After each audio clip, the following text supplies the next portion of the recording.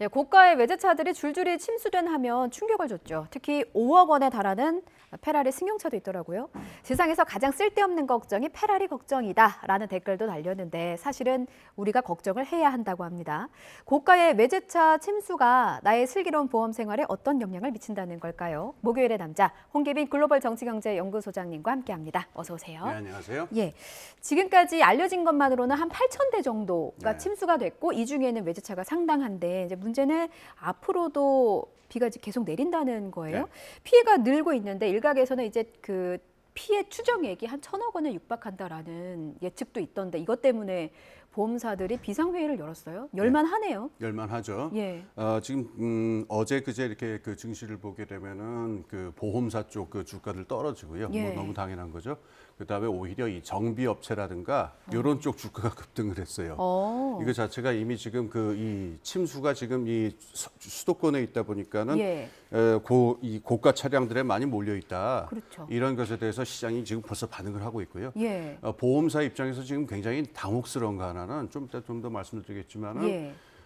이 보험이라고 하는 거는 긴 시간 동안에 통계를 누적을 해가지고 요율을 산정하고 리스크를 계산을 하는데 예. 지금 벌어지고 있는 이 수해라든가 풍수해 같은 것들이 예. 기후위기랑 관련이 있으니까 그 전에 산정해 놨었던 어떤 예측이라든가 이런 거를 어떻게 적용해야 되는 데 대한 예. 그런 위험이 커지니까 단순히 어떤 그 피해액 산정이 어느 만큼 나오냐 보다도 예. 앞으로 5년, 10년 안에 어떻게 그런 보험업은 어떻게 이 패러다임을 바꿔나가야 될 거냐 이런 고민이 깊어질 겁니다. 그러면 이번 비상회의에서 당장 어떻게 해야 될 거 플러스 예. 앞으로 이런 일이 이제 이상기후 현상은 계속 일어난다고 하니까 예, 예. 이런 일이 또 일어났을 때는 그럼 어떻게 해야 되냐라는 대책까지 같이 논의를 했겠네요. 이미 시작을 하고 있죠. 그 참고로 그 2000년대 초에 그 조지 부시 대통령이 있을 적에 미국 남부에 예. 그 플로리다 해안 쪽에 큰 태풍이 있었잖아요. 예. 그때 이후로 이게 기후위기 때문이다 그래가지고 그쪽에서는 보험을 들기도 힘들어요. 보험사 쪽에서 아예 이건 산정이 안 되니까 우리는 보험을 받지 않겠다.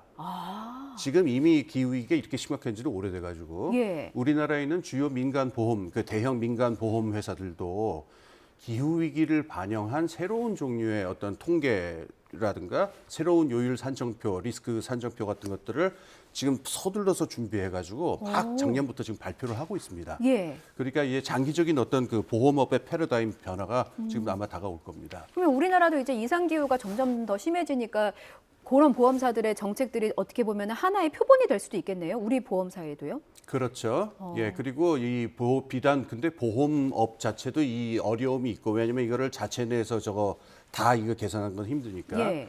그래서 이제 공공부문은 그러면 어떻게 대처를 하느냐? 이 공공부문하고 민간부문하고 협조하는 게 이제 중요한 과제가 되겠죠 앞으로. 예. 예. 그렇군요.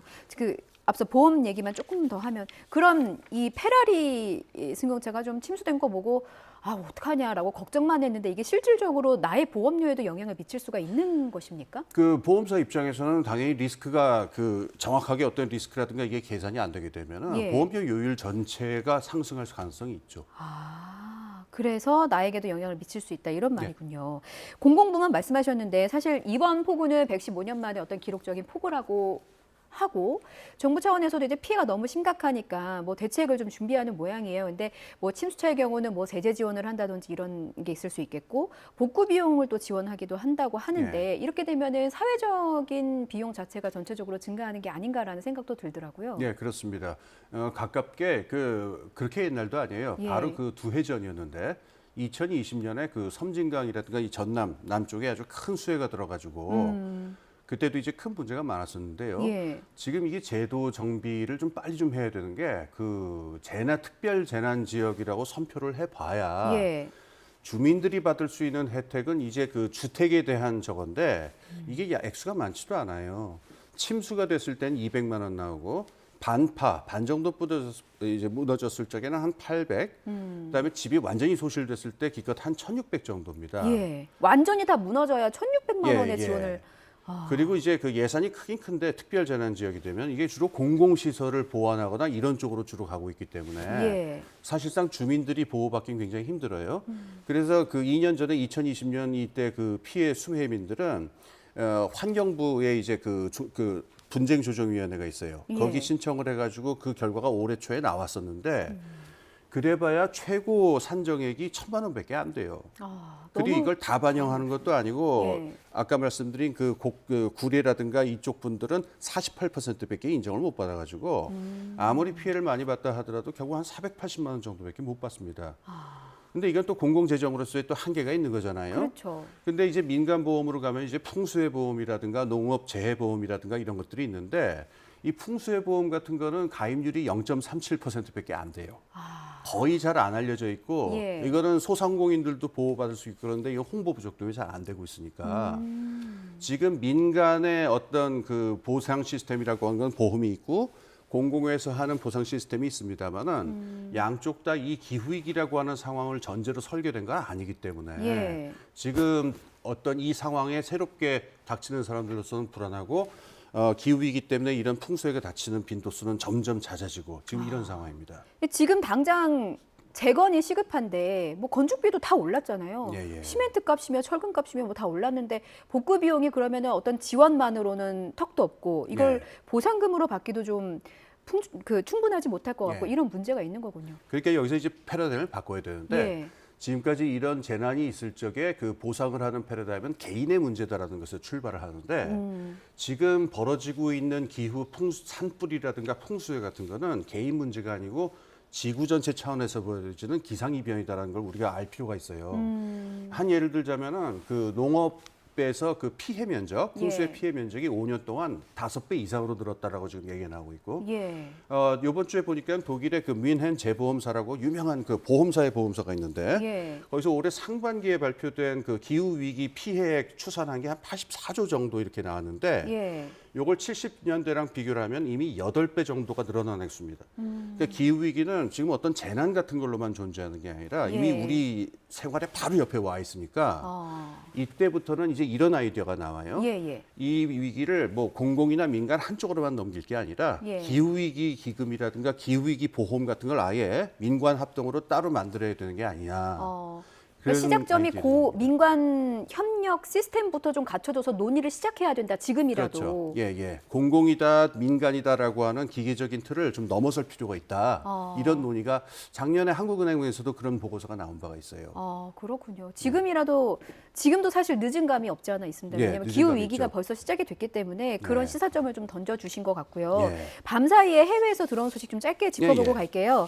해외 증시는 일단 환호성이 나왔습니다. 그 이유가 미국의 소비자 물가지수가 8.5%로 집계됐거든요. 예, 예. 저희가 지난달에 소장님과 이제 미국의 소비자 물가지수 얘기할 때 9.2를 그렇죠. 찍었었어요. 근데 이제 0.6%포인트가 떨어졌습니다. 예, 예. 이것 때문에 지금 인플레가 정점을 찍었다라는 예, 예. 환호가 나온 것 같은데 어떻게 전망하셨어요? 뭐 양쪽 해석을 말씀드리겠습니다. 예. 일단 그 인플레가 잡힐 수 있는 요인들이 있는데 올해 상반기에 그 세계 식량 시장이 굉장히 불안정하다가 지금 조금 안정되는 기조가 있고 그다음에 원유 가격이라든가 이런 부분도 이렇게 급등하는 그거는 지금 좀 꺾였습니다. 예, 예. 그다음에 이제 금리도 오르고 그러니까 이제 정점이 온 게 아니냐 이렇게 얘기를 하는데 요부터 말씀드릴게요. 예. 이 소비자 물가지수 중요한 지표이긴 합니다만은 예. 이 소수점 이하의 움직임을 가지고 일희일비하는 건 좀 지나칩니다. 이 CPI를 계산하려면 굉장히 많은 숫자의 상품들의 가격 변화의 평균을 내는데 예. 이 편차가 무지무지하게 커요. 그렇기 때문에 이게 소수점 아래로 움직였을 적에 예. 요거를 해석하는 부분에서 지금 월스트리트라든가 워싱턴 같은 부분은 물가가 잡혔다라고 해석하고 싶은 거예요. 그러니까 이제 금리 그만 올려라.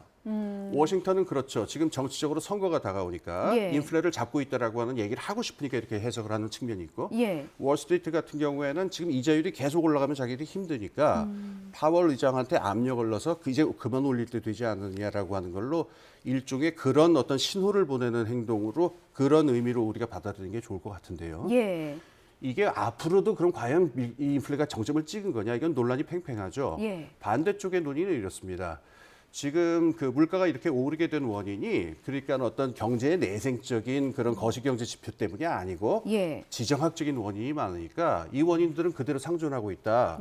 지금 파웰 의장이 좀 약한 모습으로 비치고 있어요. 예. 그러니까 이런 약한 모습으로 가면 안 되고 이 어떤 불안정성 요인이 많기 때문에 가려던 길을 제대로 가야 된다. 이런 목소리도 팽팽합니다. 그렇군요.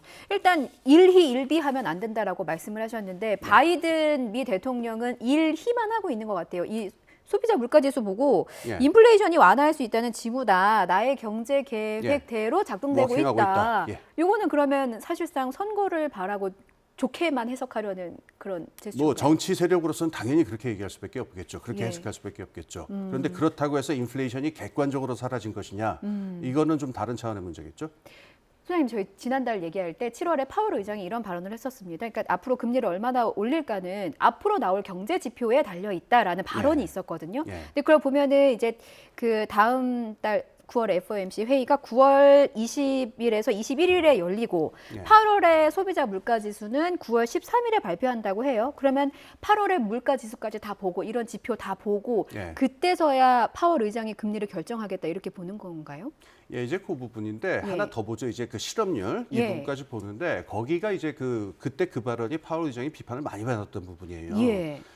중앙은행의 수장이 강한 모습을 지금 보여야 되는 상황인데 지표를 보고서 행동하겠다라고 하는 게 그게 무슨 태도냐라고 비판하는 쪽에서는 그런 비판이 많았거든요. 예. 그러니까 지금 월스트리트가 이렇게 지금 반응하는 것도 지금 그거랑 관련이 있는데 어떻게 할지는 뭐 제가 예측할 수 있는 바는 아닙니다만 예. 지금 소비자 물가 지수가 지금 정체를 한다면 당연히 그쪽 모멘텀이 강해지겠죠. 예. 하지만 지금 경기 침체가 심하다라고 하는 얘기도 점점 힘을 얻고 있으니까 파월 이제 지금 미국 연준은 지금 굉장히 깊은 고민의 시간에 들어가야 될 겁니다. 인플레도 잡아야 되고 경기 침체도 막아야 되고 지금 두 마리 토끼를 쫓아야 하는 상황입니다. 그건 우리나라도 마찬가지인데 우리나라 보니까 올해 소비자 물가가 연간 5%를 웃돌 가능성이 있다라는 전망이 나왔습니다. 이렇게 되면은 24년 만이거든요. 예.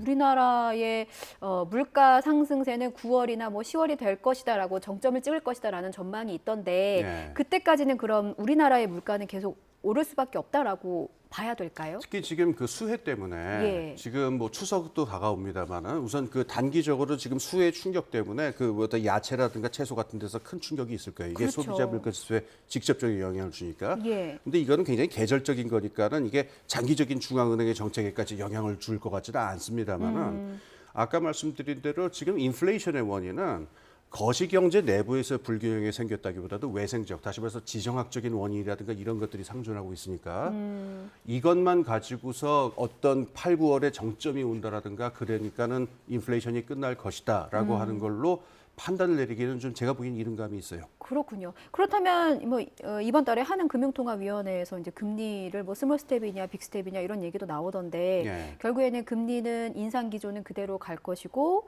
계속 전망이 나왔던 게 한국은행이 0.5% 예. 한 번 더 포인트 올릴 것이다라는 전망이 있었잖아요. 예. 그대로 그러면 아직까지는 그 전망이 유효하다고 보시는 겁니까? 저는 그렇게 될 것 같고 예. 또 그렇게 하는 게 바람직하다고 생각하는데 지금 같은 상황에서 제일 중요한 거는 중앙은행이 이제 표대를 잡고 있는 거거든요. 예. 그러니까 아까 2대1비란 말씀드렸는데 처음에 이야기했던 기조에서 벗어나지 않고 그거를 갖다가 굳건하게 쭉 한 모습으로 나가는 게 중요하니까 저는 그래서 그 가던 기조대로 가지 않을까 저는 그렇게 봅니다. 그렇군요. 이제 당장 뭐 추석이 한 달도 안 남았고 수해 때문에 참 물가도 걱정되고 여러모로 걱정이 많은 하루입니다. 수장님 오늘 여기까지 듣겠습니다. 잘 네. 들었습니다. 네, 감사합니다.